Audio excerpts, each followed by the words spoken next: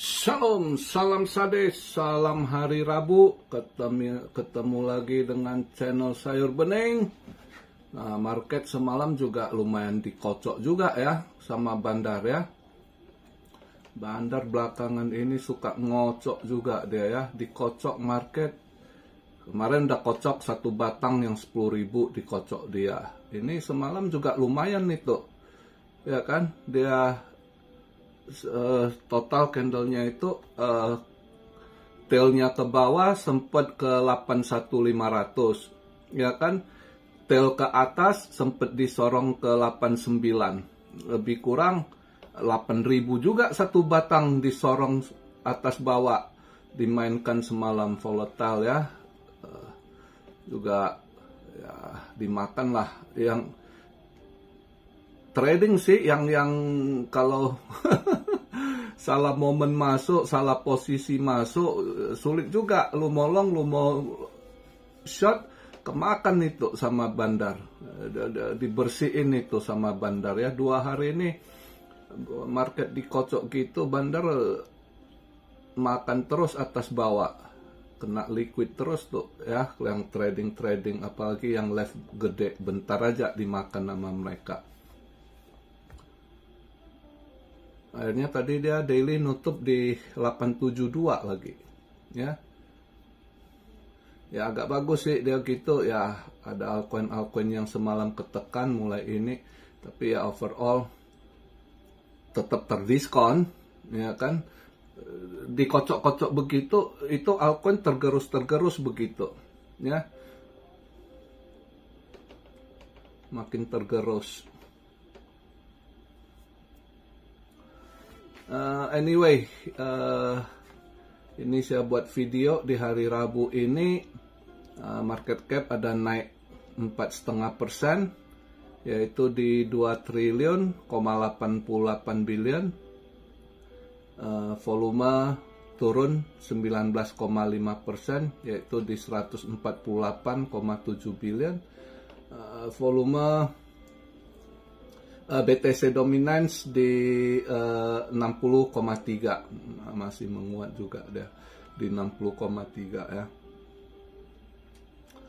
Fear and Greed posisi 25%, posisi fear. Sekarang saya buat video BTC di 87.057 dolar ya. ETH yang lumayan terdiskon ya. ETH sekarang di 2.165, XRP 2 dolar 44 sen. Nah, kemarin saya ada ambil swing dikit pas dia drop. Ada cuan tipis sih, ini pikir nih mau di TP atau enggak ya, tapi kayaknya mau di TP juga nih. Takutnya Jumat ini, sebelum Jumat, Kamis biasanya kadang Mbak Jerome itu event penting dia ada speak gitu ya kan, kadang Kamisnya merah dulu gitu. Kita lihatlah. Tapi AAV lumayan ini juga ya, AAV lumayan mantul juga dia, mantul 22% juga dia. Sekarang di 209 dolar. Ini kalau AAV dia mantul, ini kelihatan banyak pos tua ini, pos tua transaksi pakai AAV mereka.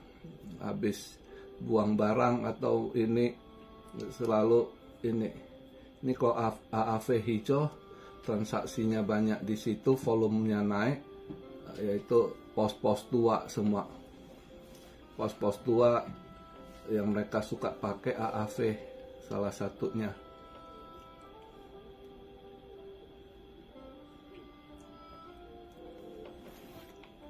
Kalau kita lihat event semalam, dolar drop ya, drop dia ke 105, yaitu mungkin padahal kalau event kemarin nggak ada event yang gimana yang buat dia drop ya. Justru ngedropnya mungkin setelah speak dia di kongres juga ya semalam, dan juga tarif itu ya, perang tarif, inflasi naik.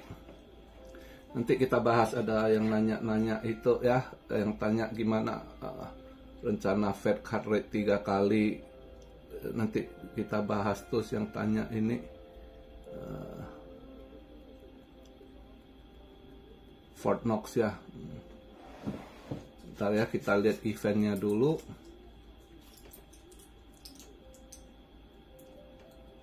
Saya hari ini ada masuk SAU tadi ya, saya ada long di 2902. Kemarin profit gua ditendang balik. Semalam SAU juga volatile kali, gila juga SAU ya. Tapi untung saya udah TP duluan, sisanya yang 30%. Saya pikir ya udah jadi enggak dimakan balik, profitnya dimakan. Sebenarnya saya pengen masuk, sebenarnya kalau saya masuk lagi dapat itu, tapi saya pikir udahlah, rezeki hari ini saya lihat marketnya kurang ini gitu. Jadi, nah tadi pagi saya ada masuk pas di posisi 2902 itu saya masuk long untuk SAU ya. Karena saya lihat eventnya mungkin nanti kalau event hari ini jam 8.15 ya, sama 9.45 itu kalau data ekonominya ya jelek gitu, itu masih posisi dolar akan melemah. Nah, dolar melemah mungkin ya SAU harusnya hijau gitu ya, asal dia nggak anomali, tapi kelihatan udah nggak anomali gitu ya, karena dia dolar lemah. Semalam SAU hijau lumayan ya, BTC juga dari 81.500 akhirnya mulai balik lagi ke 87 nutupnya tadi ya, dailynya nutup di 87,2. Jadi dia hijau balik dengan melemah dolar. Nah harusnya gitu, itu nggak anomali. Jadi kalau hari ini saya agak yakin masuk long tadi di 2902, karena saya lihat eventnya ini agak yang jam 8.15 ya, waktu Eastern Time New York ya, di Indo jam 8 malam lah, jam 8.15 dengan jam 9.45 itu S&P Global Service PMI itu juga drop gitu. Jadi dia punya 8.15 ADP non-farm employment, bukan yang farm employment ya, ADP non-farm employmentnya drop lumayan. Kalau lihat ininya dia 183, sebelumnya previousnya 183.000, ini forecastnya diperkirakan estimasi di 144.000. Jadi dia drop itu ya. Nah kalau dia drop itu ya harusnya posisi itu dolar mungkin agak lemah gitu ya. Juga dia punya sekarang posisi saya buat video, dolar semalam drop sampai 105. Ini sekarang di market Asia dia dolar posisi saat ini 105.5 gitu ya. Semua market yang merah itu saham lumayan drop. Dow Jones lumayan ya koreksi itu, sama S&P ya lumayan dropnya. Dow Jones 1,5% gede, S&P juga dropnya 1,2%. Nasdaq yang 0,3% ya, merah semua saham semalam nutupnya ya. Dolar juga nutup merah. Sekarang market Asia dia 105.5 ya.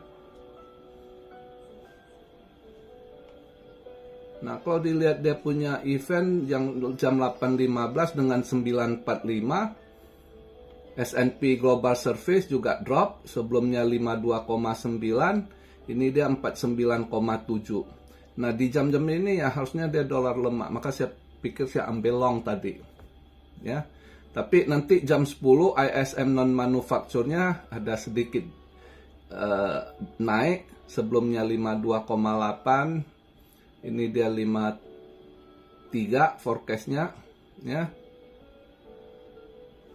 Terus ISM manufacture price-nya nggak ditulis estimasinya, dulunya previousnya 60,4. Saya rasa harusnya turun sih dibawa. Tapi ya kalau nanti di jalan 85 besar tapak saya dapat lumayan, ya saya TP saunya. Saya posisi 2902 tadi ambil long ya. Siapa tahu nanti bisa mantul dia agak hijau golnya, saunya ya. Terus juga jam 10.30 crude oil inventory. Crude oil juga ya nggak tahu dia datanya agak gimana kali ini. Mungkin ya agak hijau tipis mungkin ya untuk ini. Nah makanya sau hari ini saya rasa masih bisa hijau dengan dolar melemah ya. BTC juga harusnya bisa bertahan juga agak hijau gitu ya. Yang kita harap sih ini altcoinnya bisa agak ini ya. Ini BTC DOM agak turun dong. ETH drop dengan DOM 60 ini agak sulit altcoin perform. Paling cuma 1-2 koin yang kalau memang lagi mau di ini mau dimainkan gitu. Kalau enggak ya enggak terlalu ini.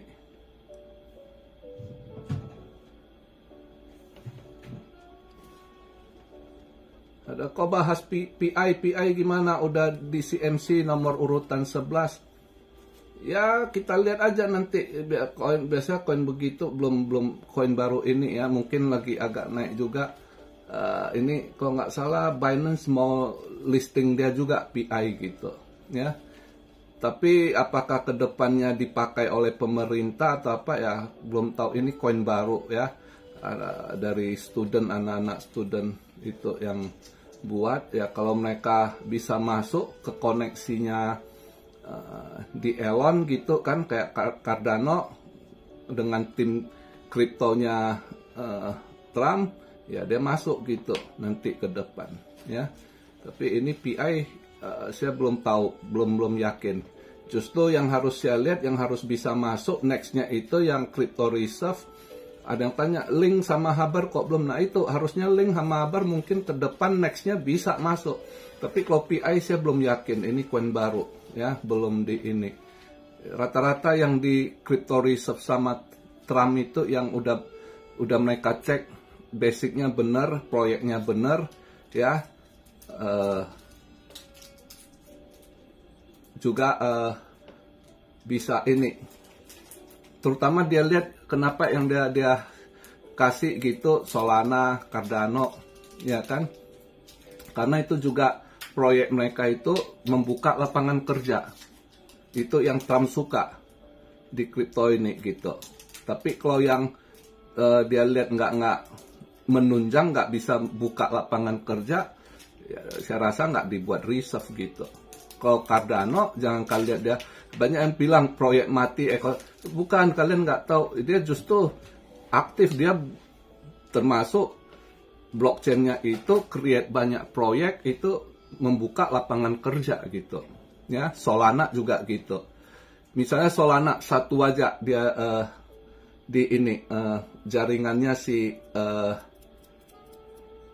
HNT Helium punya font, itu banyak create lapangan kerja ya. Belum lagi jangankan dia factory-nya, pabriknya gitu, untuk buka stand-nya aja di New York itu buka lapangan kerja ya.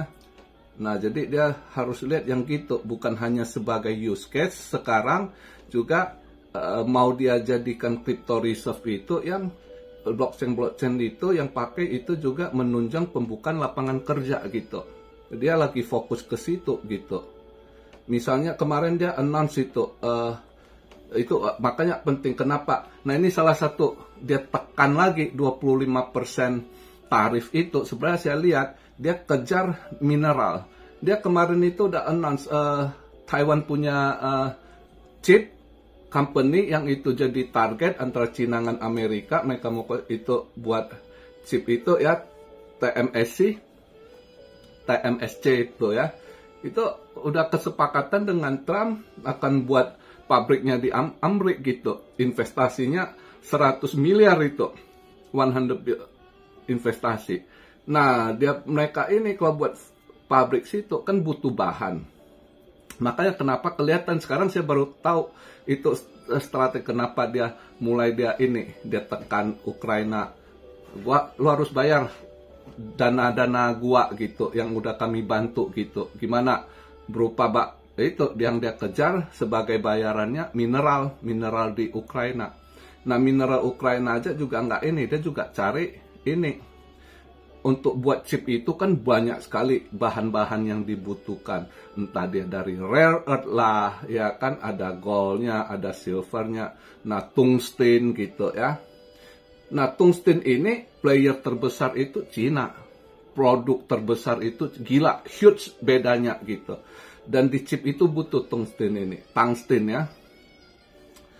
Nah, di tungsten ini saya lihat termasuk kalau yang dia mau cari dekat itu Kanada lumayan produsnya gitu ya. Walaupun masih jauh dengan Cina tapi sangat makanya dia tekan, gua rasa ke depan dia pengen ada deal juga, dia kejar mineralnya juga gua rasa. Jadi semua itu strategi yang dimainkan, perang dagang dengan tarif dia tekan sebagai strategi gitu. Gua rasa ada target-target dia. Tapi whatever apapun itu yang perlu saya ingatkan, nah kembali lagi ke Indonesia gitu. Yang kalian sebagai masyarakat Indo ya harus ingat, dengan perang tarif ini inflasi itu akan naik-naik terus. Nah, Indonesia kena imbas pasti akan kena. Juga Indonesia inflasi masih akan naik. Maka saya dari tonton kemarin kan saya bilang kalau ada dana masukkan ke bukan hanya ini emas, perak, termasuk kalian dagang aja. Saya udah pernah jelaskan kalau nggak salah dulu. Misalnya kalian udah jual, langsung beli balik barang. Jangan pegang fiat gitu. Misalnya Anda dagang, Anda buka toko spare part, ya kan? Entah atau Anda sebagai tukang tambal ban pun ya, ban-ban ini itu ya habis jual, order lagi beli buat stok gitu. Ya, jangan hold cash-nya di bank gitu. Kenapa? Inflasi ini akan naik terus. Dan Indonesia biasanya lambat. Itu kena efeknya lambat. Nah, misalnya sekarang. Nah, Indo sekarang kan udah pada teriak PHK. Saya lihat berita Yamaha, ya kan, PHK. Perusahaan Jepang ya, yang di Indo, Sanken, ya kan. Terus tekstil yang Indo punya Stritex gitu kan. Dan lain-lain. Itu baru-baru ini ya, semenjak pertengahan tahun 2024 lah Indonesia mulai kelihatan manufakturnya, pabrik-pabrik gitu mulai ini ketekan, mulai layoff ya. Nah, 2025 ini lebih masif lagi. Nah, Indonesia selalu telat, sedangkan kalau di Europe gitu kan itu udah dari 2 tahun lalu udah mulai banyak layoff, mereka udah duluan imbasnya gitu. Nah, Indonesia juga gitu. Ini inflasi udah kena ya. Nanti masih akan naik lagi gitu inflasi ini. Dengan perang dagang yang terjadi, itu inflasi masih akan naik tinggi gitu. Jadi, nah kalian di Indo hati-hati. Kedepannya sekarang 2027, 2028 itu hari ini Anda beli punya barang misalnya Anda boleh percayalah, hari ini harga telur hari ini dengan 2027 itu masih akan naik lagi nanti. Dan inflasi ini selalu begitu. Apa yang sudah naik itu nggak akan turun. Itu turun ya paling sekedar, maksudnya gini, kalau kita bandingkan ya, awal kejadian dia naik, terus nanti naik, terus nanti pemilik kita udah turun, dia mulai turun. Tapi apapun katanya turun, kalau kita bandingkan dengan saat terjadi kenaikan, itu tetap barang dan naik. Jadi maka inflasi ini akan terus menggulung kapasitas kemampuan beli Anda, terus digulung, semakin melemahkan Anda gitu. Nah, itu yang harus kalian ingat ya. Jadi perang tarif, perang dagang ini masih akan efek juga ke Indonesia. Nah, yang berat itu buat rakyat kecil. Ya. Nah, buat kalian yang udah ngerti investasi, ya kan, yang sering saya sarankan di video ini, saya tidak pernah ajarkan buat YouTube bagaimana Anda jadi milioner, bagaimana Anda kaya ini itu. No, Cuan Army yang udah ikut saya di sini itu, kalian tahu saya nggak pernah buat video clickbait atau apa, pancing Anda supaya jadi ini, bagaimana jadi jutawan, milioner. No. Yang saya mau itu, Anda mau jadi milioner atau enggak, yang di atas tentukan. Tapi kita sebagai manusia, kita belajar bagaimana manage uang. Bagaimana kita bisa stabil keuangan kita, bagaimana Anda bisa pensiun lebih muda. Itu aja target saya gitu. Jadi kalau Anda mau jadi milioner, itu Maha Kuasa yang tentukan, ya kan? Anda mau cara licik, saya udah lihat banyak. Saya udah hidup di 3 benua. Saya pernah jumpa bilioner yang jago atur keuangan, stable hari ini. Ada juga di New York, saya pernah kenal seorang bilioner orang Korea, hancur juga hari ini. Udah bilioner, ya kan? Jadi nggak pernah tahu hidup. Tapi bagaimana kita buat kita stabil, apalagi di sisa umur kayak saya, bukan harus kaya. Saya nggak kaya, saya nggak bilioner, bukan. Saya cuma stabil, ya. Hidup saya yang penting bisa enak makan, enak tidur, sehat, itu paling utama, ya. Dan udah nggak pusingin keuangan, itu aja, ya. Nggak harus kaya. Nah, itulah belajar investasi, belajar manage keuangan, gitu, ya. Itu yang saya inginkan. Nah, kedepannya itu kalian harus manage. Lihat apa-apa yang kejadian, oh ini efeknya apa, ini kedepannya gimana. Nah, gimana saya manage keuangan saya, gitu, ya. Nah, terus ada yang tanya, tolong senggol, gimana kabar Fornox, ya. Fornox belum ada kabar saya dengar gimana, tapi yang udah saya jelas, kalau lihat dari pidatonya Trump selalu bilang ini ada kehilangan, ya. Katanya mungkin masih ditahan news isu ini mungkin, ya. Belum dia ini, mungkin satu-satu baru dia selesaikan. Jadi belum ada dapat perkembangan selanjutnya. Cuma yang saya tahu soal Fornox, dia berkali-kali teriak ada yang curi, udah dicuri katanya, gitu. Terus yang tanya soal yen, gimana? Yen menguat, posisi sekarang sementara di range tadi agak volatile juga. Tadi pagi sempat drop ke 148 sekian, terus tadi mantul balik di 150. Sekarang saya buat video posisi 149.8 yen. Yen akan mungkin di range itu karena agak masih menguat, karena kemungkinan masih mau naik high rate kabarnya, ya. BOJ targetnya kayaknya ke 1% gitu. Jadi makanya dia masih menguat untuk yen. Kalau untuk WTI crude oil saya nggak berapa ikut newsnya belakangan ini, ya. Mungkin yang masih di situ Trump drill US oil, dia drill baby drill, tapi belum gimana, itu takes time, dia long term project gitu, ya. Jadi mungkin sementara, ya,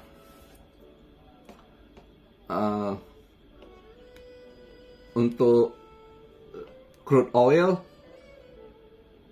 ya mungkin stabil di situ, nggak akan naik gimana juga saya rasa, karena Trump juga coba deal sama itu, ya, prinsnya Arab Saudi gitu.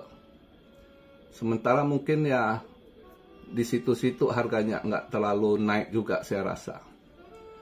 Terus ya ada tanya, kok tolong bahas gimana Fed cut rate, kabarnya akan tahun ini 3 kali cut rate. Saya nggak yakin sih.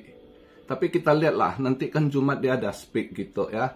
Tapi kalau lihat kondisi ini 3 kali cut rate itu nggak mungkin dengan kondisi.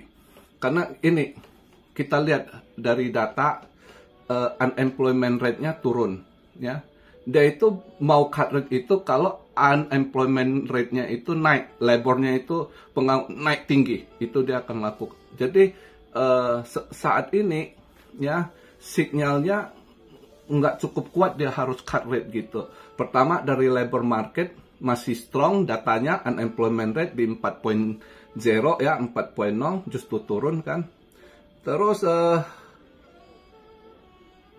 dari efek dari tarif Trump, ya, Trump naikkan tarif ini, justru mengakibatkan inflasi naik, ya, bahan-bahan naik gitu.